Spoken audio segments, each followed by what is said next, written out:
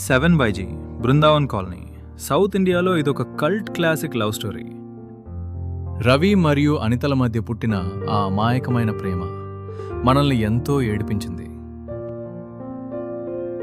ముఖ్యంగా ఆ క్లైమాక్స్, అనిత చనిపోవటంతో రవి జీవితం తలకిందులవుతుంది. కానీ ఒకవేళ ఆ రోజు ఆ యాక్సిడెంట్ జరగకపోతే, అనిత బతికుంటే,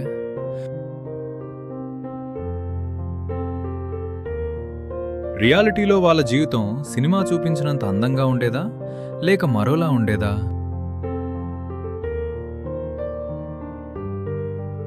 ఈరోజు మన వాట్ ఇఫ్ సిరీస్లో 7 బై జీ బృందావన్ కాలనీ మరో క్లైమాక్స్ చూద్దాం. అసలు రవి అంటే ఎవరు?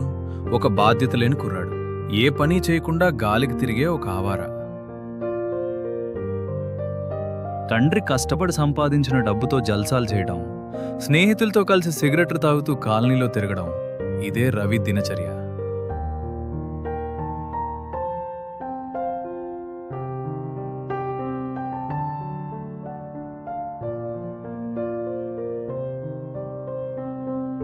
చదువు మీద శ్రద్ధ లేదు, భవిష్యత్తు గురించి ఆలోచన లేదు. తండ్రి తిడుతుంటే ఎదురు సమాధానం చెప్పడం రవికి అలవాటు. అలాంటి రవి జీవితంలోకి అనిత ఒక మెరుపులా వస్తుంది. రవికి అనిత మీద ప్రేమ పుట్టడం వెనుక కూడా అతని మొండితనమే కారణం. అనితని ఏడిపించడం, తన వెనుక తిరగడం. రవి ఒక రకమైన మ్యాడ్ లవ్లో ఉంటాడు. కానీ అనిత చనిపోవడం అనే ఆ ఒక్క సంఘటన రవిలోని ఆ అల్లరి చిల్లర వేషాలన్నింటినీ ఒక్క క్షణంలో తుడిచేసింది. అనిత బతికుండటంతో ఇద్దరూ కలిసి ఇంట్లో గొడవపడి పెళ్లి చేసుకుంటారు. కానీ అనిత వాళ్ళ నాన్న వీళ్ళని అసలు క్షమించడు, వాళ్ళని దూరం పెడతాడు. రవి తండ్రి కూడా ఆర్థికంగా ఏమీ సాయం చేయలేని స్థితిలో ఉంటాడు. వీళ్ళు ఒక చిన్న అద్దె ఇంట్లో తమ కాపురాన్ని మొదలు పెడతారు. సినిమాలో రవికి వెంటనే ఉద్యోగం వస్తుంది, కానీ రియాలిటీలో అదంత ఈజీ కాదు. అనిత చదువుకుంది కాబట్టి తనే ఒక చిన్న ప్రైవేట్ కంపెనీలో జాబ్కి వెళ్తుంది. రవి ఇంకా తన పాత స్నేహితులతో కాలక్షేపం చేస్తూనే ఉంటాడు.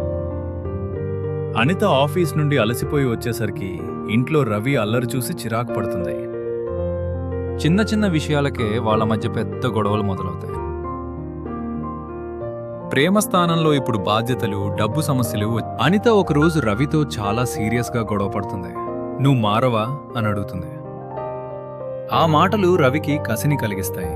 తను కూడా ఏదైనా సాధించాలని నిర్ణయించుకుంటాడు.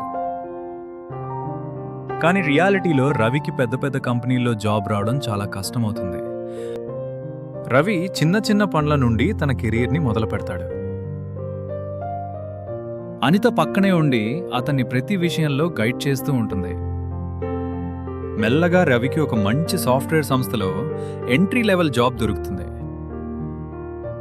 వీళ్ళిద్దరు కష్టం ఫలించి కొంచెం మెరుగైన అపార్ట్మెంట్కి షిఫ్ట్ అవుతారు.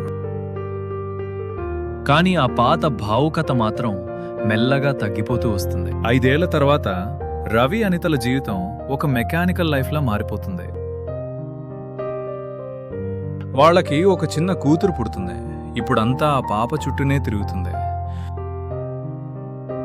సినిమాలో అనిత చనిపోయి అమర ప్రేమగా మిగిలిపోవడమే రవికి గొప్ప జ్ఞాపకం. కానీ బతికి ఉన్న అనిత రవిని ఒక బాధ్యత గల తండ్రిగా, భర్తగా మార్చింది. ప్రేమ అనేది సినిమాలో చూసినంత ఈజీ కాదు. అది ప్రతిరోజు చేసే ఒక యుద్ధం. మీకేమనిపిస్తుంది? అనిత బతుకుంటే రవి ఎలా ఉండేవాడు? మీ కమెంట్లో చెప్పండి. మరిన్ని ఇంట్రెస్టింగ్ వాట్ ఇఫ్ వీడియోల కోసం మన ఛానల్ని సబ్స్క్రైబ్ చేసుకోండి.